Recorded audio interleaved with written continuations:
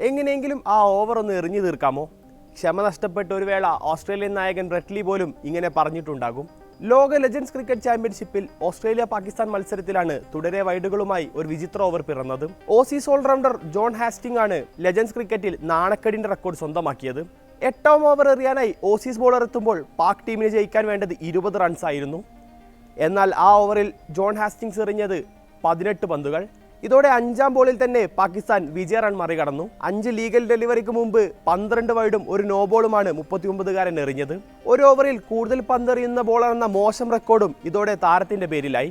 5 വൈഡുകളോടെയാണ് Hastings over ആരംഭിച്ചത്. 6ാം പന്തിൽ Pak opener single നേടി. 7ാം പന്തിൽ 4 അടിച്ചു.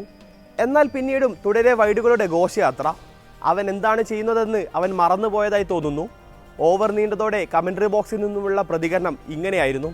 എന്തായാലും 5ാം പന്തിൽ പാക് ടീം വിജയിച്ചതോടെ ഓസീസ് താരം വീണ്ടും ഒരു പന്തെറിയാതെ രക്ഷപ്പെടുകയായിരുന്നു.